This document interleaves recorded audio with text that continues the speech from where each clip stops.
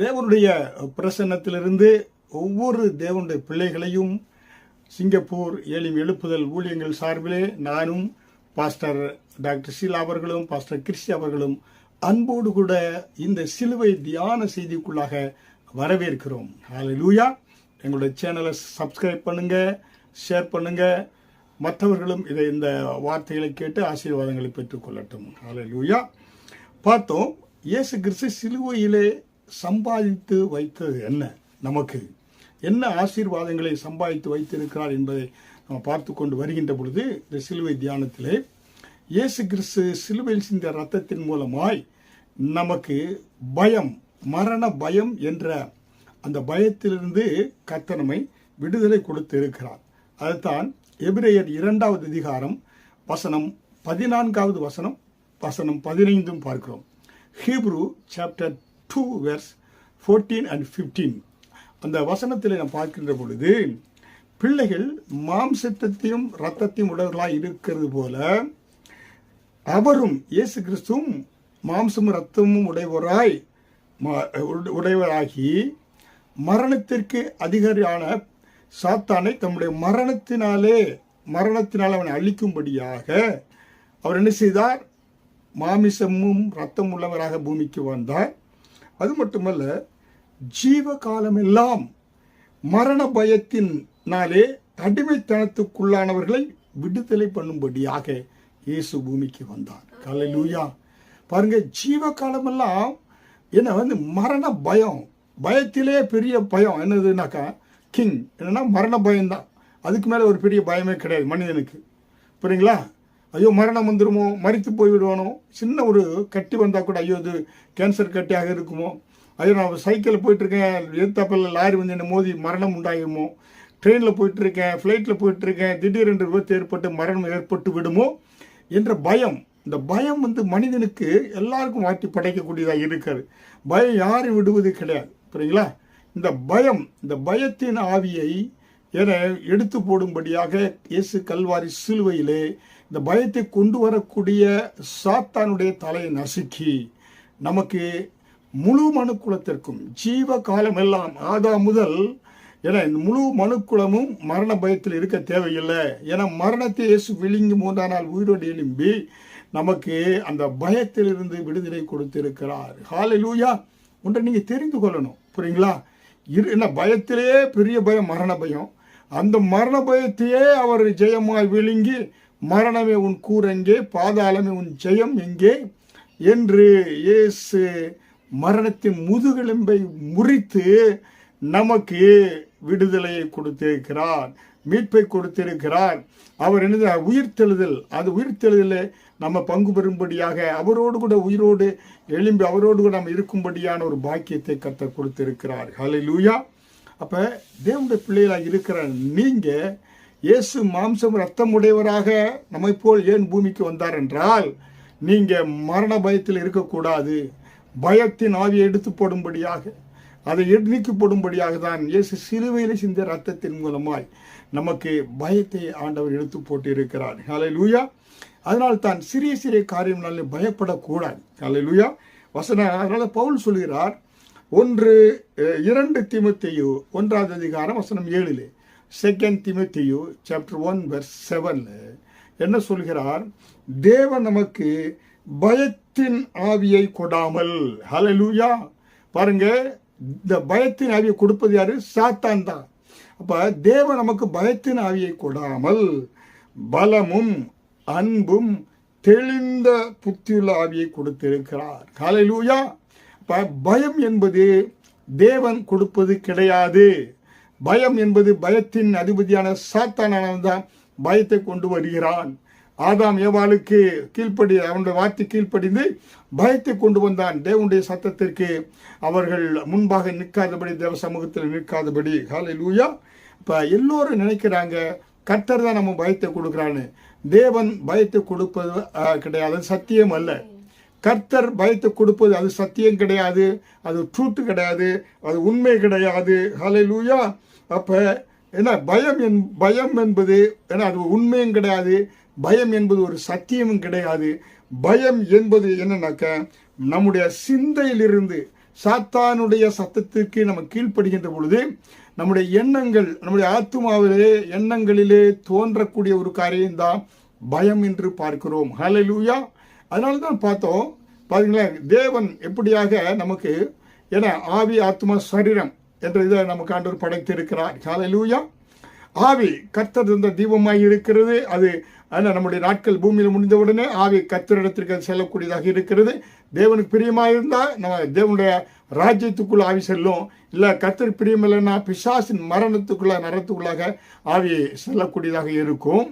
ஆனால் அந்த ஆத்துமா, அது எண்ணங்கள், சிந்தனை என எல்லாம் திங்க் பண்ணக்கூடியது, உணர்வு எல்லாம் செய்யக்கூடிய அந்த ஆத்துமாவில் தான் அந்த எண்ணங்களிலே பயம் வந்து விட்டது என்றால் எல்லாமே வாழ்க்கை பயம் உங்களுடைய ஆயுள் சக்கரத்தை சுருக்கிவிடும். பயம் உங்களை சிந்திக்க விடாதபடி உங்களுடைய எதிர்காலத்தையே முடக்கி போட்டு விடும் பயம். ஹல்லேலூயா. தெளிவாக தெரிந்து கொள்ளணும்.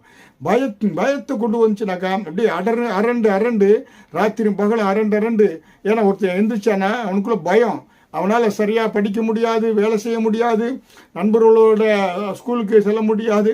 காரணம் பயத்தின் ஆவி இந்த சாத்தான் கொண்டு வந்து அநேகருடைய வாழ்க்கையை காலத்திற்கு முன்பாக அவன் முடித்து விடக்கூடியவனாக இருக்கிறான். ஹல்லேலூயா. அதனால்தான் இந்த பயம் என்ற உணர்வை அநேகர் எங்கிருந்து வருகிறது என்பதை தெரிந்து கொண்டா இந்த பயத்துக்கு காரணம் யார், இந்த பயத்தை எப்படி நம்ம முறிப்பது, பயத்தை எப்படி விரட்டுவது என்பதை நீங்கள் தெரிந்து கொண்டீங்கன்னா இலகுவாக வெற்றி வாழ்க்கைக்குள்ளாக நீங்கள் வந்து விடலாம். ஹல்லேலூயா. அதனால்தான் ஒரு காரியத்தை குறித்து நீங்கள் பயப்படுறீங்க வைத்துக்கோங்களேன். எனக்கு சைக்கிள் ஓட்டினா பயம்னா சைக்கிள் மீண்டும் சைக்கிள் ஓட்ட கற்றுக்கிட்டா அந்த பயம் போயிடும். புரியுங்களா? எது உங்களுக்கு பயமாக இருக்கோ அந்த காரியத்தை நீங்கள் செய்யணும். முக்கியமாக நல்ல காரியம் பாருங்கள். அநேகருக்கு முன்பாக நின்று மேடையில் நின்று பேசுவதற்கு பயமாக இருக்குன்னா நீங்கள் மேடையில் நின்று பேசுகிறது போல நீங்கள் நினைத்து அப்படியே பேசி பழகணும். புரியுங்களா? பாருங்கள், ஒரு காலத்தில் நான் வாலிபனாக இருந்த நாட்களில் ரொம்ப கூச்சசுவான். பெண்களை எதிர்த்து வந்தாலே நான் விலகி போயிடுவேன், பார்க்க மாட்டேன். அவங்கள்ட்ட பேசுறதுக்கு எனக்கு ரொம்ப இதாக இருக்கும். புரியுங்களா? அப்படிப்பட்ட ஒரு பயந்தாங்கொல்லி மாதிரி இருந்தேன். மேடையில் பேசுவதற்கு எதற்குமே எனக்கு தைரியம் கிடையாது, பயிற்சி கிடையாது. ஆனால் ஆண்டவருடைய ஊழியத்துக்கு வந்துகின்ற பொழுது அதை நான் பயிற்சி செய்து அநேகருக்கு முன்பதாக இருந்து பேசுவது போல பயிற்சி செய்தனாலே அந்த பயம் ஓடி போய்விட்டது, கூச்ச சுபாவம் எல்லாம் பறந்து ஓடி போய்விட்டது. ஹல்லேலூயா. அதனால கர்த்தருடைய கிருபையினால இன்றைக்கு டெலிவிஷன் ஊழியம் மூலம் உலகம் எங்கும் நம்முடைய செய்திகளை நாம் பகிர்ந்து கொண்டு வருகிறோம். ஹல்லேலூயா. அப்போ உங்கள் வாழ்க்கையிலே ஒரு சபையில் பயம்னா பேசுவது போல நீங்கள் உங்களை நீங்கள் என்ன செய்யணும், அதற்கு தயார் பண்ணி வருகின்ற பொழுது பயம் நீங்கி விடும். ஹல்லேலூயா. அப்போ மனதில் அந்த காரியத்தை வைத்து கற்பனை செய்து அந்த பயத்துக்கு விரோதமான காரியங்களை மனதில் வைத்து நீங்கள் அந்த பாசிட்டிவான காரியங்களை செய்ய பயம் ஓடிவிடும். ஹல்லேலூயா. அப்படி என்றால் நீங்கள் என்ன செய்யணும்னாக்க கர்த்தருடைய வார்த்தையை நீங்கள் கேட்கணும். புரியுங்களா? கேள்வி எதனால் வரும்? தேவனுடைய வசனத்தை கேட்பதினாலே உங்களுக்கு என்ன உண்டாகும்? விசுவாசம் எப்படி வரும்?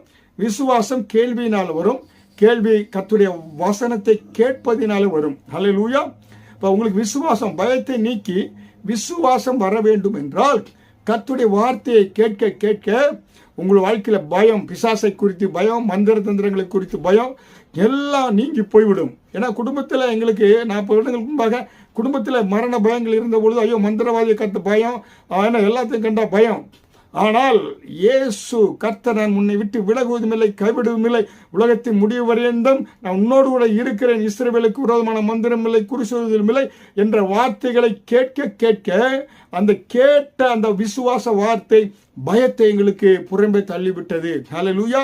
விசுவாசம் வசனத்தை கேட்பதனால் வரும். புரியுங்களா? விசுவாசம் கேள்வினால் வரும், கேள்வி வசனத்தை கேட்பதனாலே உங்கள் விசுவாசம் பெருகக்கூடியதாக இருக்கிறது. ஹல்லேலூயா. அப்போ கவலையோ பயமோ உங்கள் வாழ்க்கையில் வருகின்ற பொழுது கர்த்தருடைய வசனத்தை, என் ஆண்டவர் சம்பூர்ணம் உள்ளவர், அவர் ஐஸ்வர்ய சம்பூர்ணவராக இருப்பதனாலே என் குறைவுகளை எல்லாம் கிறிஸ்து இயேசுக்குள்ள நிறைவாக மாற்றுவார். என்னுடைய பாத்திரம் நிரம்பி வழிகிறது, நான் குறைவானவன் அல்ல, கர்த்தர் என் மேய்ப்பராய் இருக்கிறார், நான் தாழ்ச்சி அடையேன், அவர் என்னை பசும்புல் உள்ள இடங்களில் மேய்த்து அமர்ந்த தண்ணீர் அண்டையில் கொண்டு போய் விடுகிறாரு. புரியுங்களா?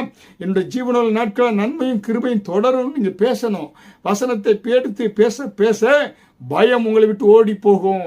ஏன்னா பயம் வாழ்க்கையில் வருதா, சங்கீதம் 91 எடுத்து பயன்படுங்க, படிங்க.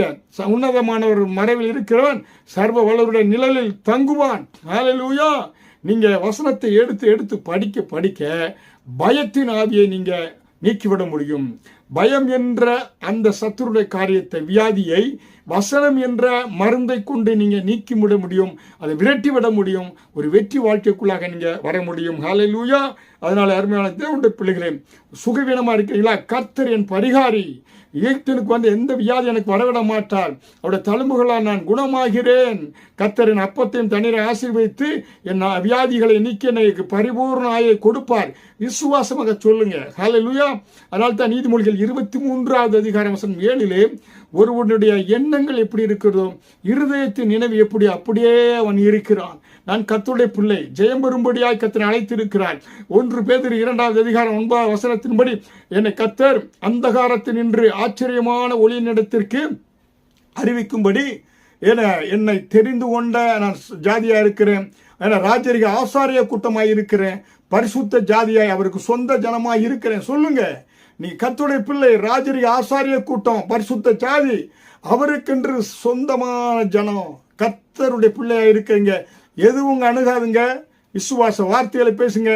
பயம் என்ற அந்த கொடிய பயத்தை, நோயை இயேசு கர்த்தருடைய வார்த்தை என்ற வசனத்தின் மூலமாய் நீங்க விரட்டி அடிக்க முடியும். வெற்றிக்குள்ளாக, ஜெயத்துக்குள்ளாக நீங்க முன்னேறி செல்ல முடியும். இதைத்தான் இயேசு கிறிஸ்து கல்வாரி சிலுவையில் நமக்கு சம்பாதித்து கொடுத்திருக்கிறார்.